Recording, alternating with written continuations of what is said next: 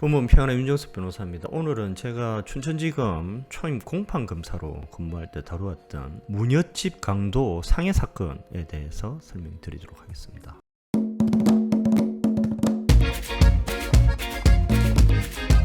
제명은 강도 상해죄고 사건의 요지는 피고인이 야간에 피해자인 무녀의 집에 침입해서 현금을 가지고 나오다가 피해자의 남편과 맞닥뜨리자 주먹으로 피해자의 남편의 얼굴을 때려서 약 2주간의 치료를 요하는 상해를 가했다라는 것입니다. 피고인은 공사실 부인했는데 그 변명이 특이했습니다. 피고인이 피해자의 집에 들어가서 남편에게 상해를 가한 사실 자체는 인정을 했습니다. 그런데 피고인이 길을 가고 있는데 어떤 사람이 피해자 집 담을 넘어서 들어가더라는 거예요. 그래서 순간 정의감이 발동해서 피해자의 가정을 구하기 위해서 피해자의 집에 들어갔다라는 것이 피고인의 변명이었습니다. 강도 상해죄의 경우 법정형이 무기징역 또는 징역 7년 이상입니다. 법정형이 사형 무기징역, 징역 5년 이상인 살인죄보다 징역형의 하한이 더 높습니다. 그리고 징역 7년 반을 깎더라도 징역 3년 6월 이 됩니다. 집행유예가 징역 3년밖에 되지 않기 때문에 강도 상해죄의 경우에는 집행유예가 불가능하죠.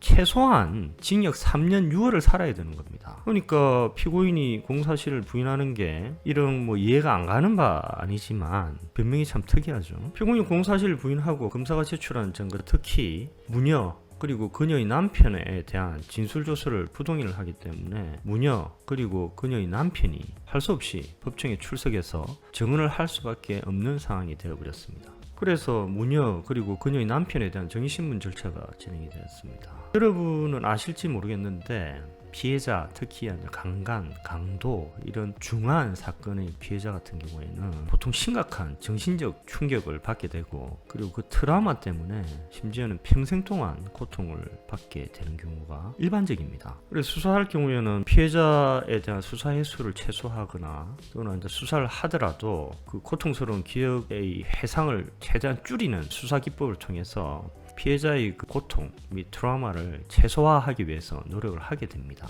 그러나 피해자가 법정에 출석해서 정의신문에 응하여야 하는 경우에는 피해자의 그 정신적 충격이 가중될 수밖에 없습니다. 우선 법정이라는 그 공식적인 그 공간 자체가 피해자에게 큰 부담으로 작용할 수밖에 없게 되는 거죠. 검사가 정의신문 시에 사건의 회상을 줄이기 위해서 최대한 노력을 한다 하더라도 한계가 있을 수밖에 없겠죠. 그리고 그 검사신문 다음에 피고인 측 변호인 반대신문이 있습니다. 반대신문 과정에서 피해자의 상처를 덜 쑤시는 경우가 종종 있습니다. 예를 들면 강간 사건에서 피해자에게 과거 성경을 묻는다든지 아니면 강간 당시의 상황을 반복적으로 질문을 하면서 추궁을 한다든지 이렇게 하는 경우가 가끔씩 있습니다. 그러면 피해자의 상처는 다시 덜 쑤셔지는 것이고 정신적 고통은 배가 될 수밖에 없겠죠. 이 사건의 경우 무녀와 그녀의 남편도 정의신문을 통해서 강도 당시의 그 고통스러운 상황을 다시 떠올리면서 한 번 더 정신적 고통을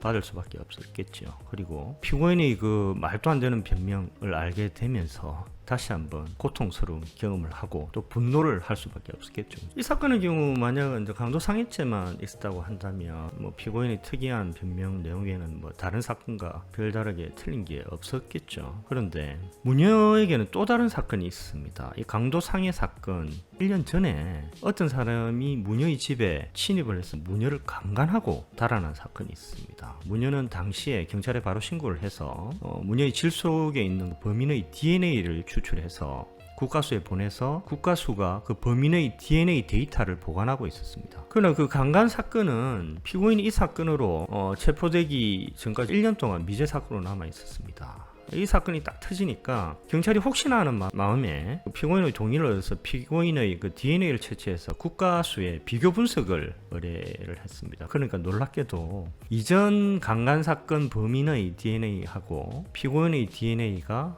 유전자적으로 일치한다라는 결과가 나왔습니다. 엄밀하게 이야기하면 일치하지 않을 확률이 3경분의 1이다 이렇게 놓은 겁니다. 여러분 경 아시죠? 경은 조, 그 다음이 경입니다.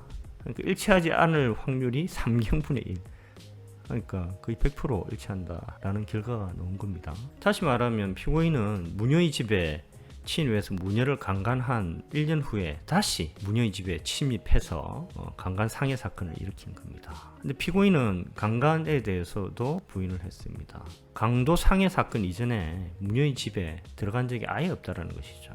그러면서 이번에는 무녀의 진술뿐만이 아니고 국가수의 감정 결과에 대해서도 부동의를 하였습니다. 따라서 극히 이례적으로 국가수 감증인이 법정에 출석해서 증언을 해야 되는 상황이 발생을 했습니다. 이번에는 무녀의 법정 증언 차례. 무녀는 이전에 강도 사건으로 법정에 증언한 데 이어서 이번에는 강간 사건으로 법정에 출석해서 강간 당시 그 고통스러운 그 끔찍한 상황을 다시 증언을 해야 됐습니다. 무녀는 자신의 집에 두 번이나 침입해서 자신을 강간하고 자신의 남편을 때려서 상해를 입힌 사실을 증언을 하면서 말도 안 되는 변명으로 자신의 죄를 부인하는 피고인에 대해서 분노를 표출을 했습니다. 피고인 측 반대 신문이 끝나고 저는 검사로서 무녀에게 마지막으로 하실 말이 있으신지를 여쭤봤습니다. 그런데 무녀가 갑자기 자기가 가져온 가방에서 뭘 꺼내는 겁니다. 그러니까 갑자기 정적이 흐르고 막 긴장감이 흐르는 거죠. 이 사건은 합의부 사건이라서 판사님이 세 분이 계신데 세 분 다 갑자기 법대 밑으로 숨어버리시는 겁니다. 원래 법정 지휘는 재판장님이 하시게 돼 있거든요. 근데 재판장님이 법대 밑으로 숨어버렸으니까 피고인 측 변호인이 법정을 지휘할 수도 없는 거고 할 수 없이 제가 법정 경위하고 교도관을 지휘할 수밖에 없는 상황이 돼버린 겁니다. 그때 무녀가 가방에서 뭔가 꺼내가지고 피고인한테 막 뿌리려고 하는 겁니다. 자, 그래서 급히 법정에 계신 그 경위님하고 교도관님들한테 무녀 덮쳐가 빨리 뺏어라 이렇게 이야기를 했죠. 그러니까 법정 경위님하고 교도관님이 무녀를 덮쳐가지고 손에 있는 그를 빼앗았습니다. 그래서 빼앗고 보니까 그게 허리 아플 때 바르는 맨솔레담유 스프레이였습니다. 무녀는 이제 그걸 꺼내서 피고인 눈에 뿌려가지고 눈 따갑게 하려고 그렇게 한 것으로 보입니다. 그때 저는 마음속으로 큰 안도의 숨을 내쉬었습니다. 그게 만약에 스프레이가 아니고 독극물이나 아니면 칼이었다고 그러면 제가 검사지 않습니까? 무녀 체포해가지고 할 수 없이 살인미수죄로 기소할 수밖에 없는 거죠. 그러려면 피해자인 무녀 입장은 어떻습니까? 피해자인 무녀는 피고인 때문에 강간당하고 남편이 상해까지 입고 그런데 또 피고인 때문에 살인미수라는 중죄로 기소당할 위기에 처할 수밖에 없는 거 아닙니까? 근데 다행히 그게 맨솔레담이었던 거죠. 근데 이제 한편으로 생각해 보니까 그 무녀의 그 여린 마음이 참 가슴이 아리고 참 짠한 겁니다. 자신 집에 침입해가 강간하고 그것도 모자라가지고 다시 침입해가지고 돈 훔치 나오다가 남편에게 상해까지 간 그 사람한테 보복을 한다는 게 눈 따가우라고 맨솔레담 뿌리는 겁니다. 이게 참 이게 착하고 이 여린 마음이 참 가슴이 짠하더라고요. 그래서 이제 무녀는 법정에서 풀려나고 이후에 피고인에 대해서는 징역 8년인가가 선고된 것으로 기억합니다. 저는 그 징역 8년이 너무 가볍다고 해서 항소를 한 것으로 기억을 합니다. 오늘 이 정도로 하겠습니다. 감사합니다.